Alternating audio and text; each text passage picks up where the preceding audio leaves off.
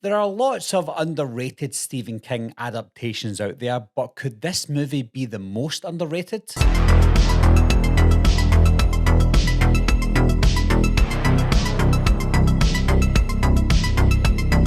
Hi guys, my name's Barry and I just transferred from Milford. He's a transfer from Milford. Just came up from Milford. I'm a transfer from Milford. Transferred up from Milford.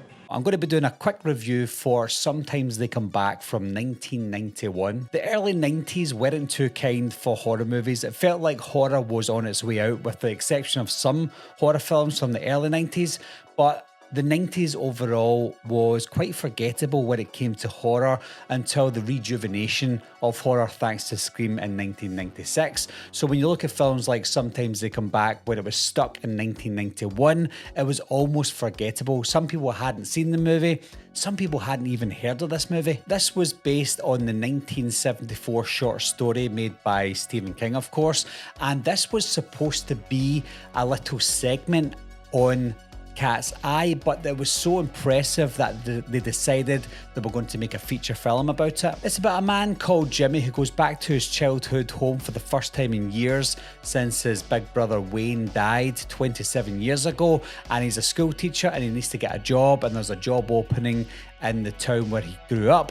But as he comes back with his wife and his son Scott, he starts to remember things from what happened back 27 years ago, and his students in his school start to get killed one by one, and as they do, they are replaced by the killers of his big brother one by one. Even though these people killed his big brother, it was a genuine accident as to how it all came about, and because they were walking along this train track, they all died, not just his big brother, but the killers who come back, they all died as well. It's now up to Jimmy to put them all in their final resting place once and for all. Horror movies that are set in the 60s and they're filmed in the 80s and the 90s, there's something about those films that I absolutely love, and I've probably said that time and time again, but when you look at Sometimes They Come Back, that's one of the prime examples that it has that 60s charm with an 80s/90s filming. It's got that great look of the greasers and that fantastic looking car. The film is surprisingly heart-wrenching as well, with the death of Wayne, Jimmy's brother,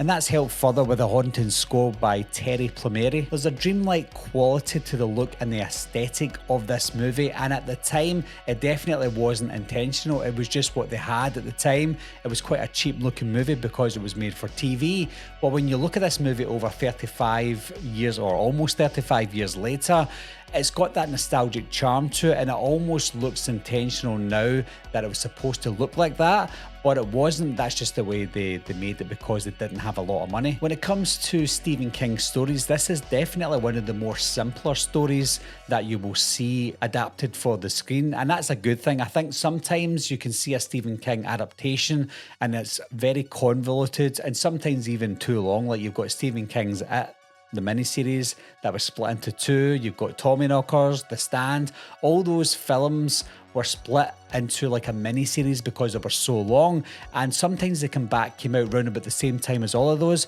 but they managed to make it within 90 minutes, so I think it's one of the ones you can manage to watch and understand. You sometimes get movies that don't age well over time, and I watched this film intentionally with my wife and kids. I had seen it time and time again, so I was obviously going to be biased when watching the movie because it doesn't age for me, so I decided to watch it with my wife and kids because they hadn't seen it before, and I wanted to see what they thought about it, and they were engrossed in the movie from start to finish.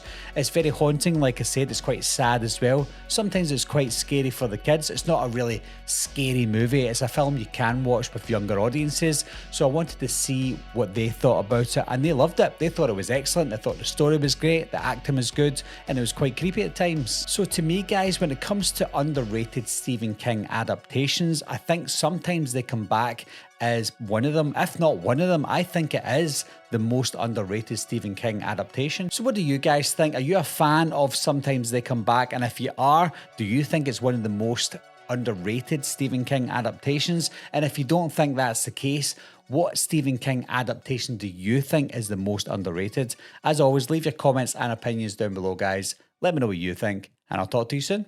Meeting adjourned. I'll be right back.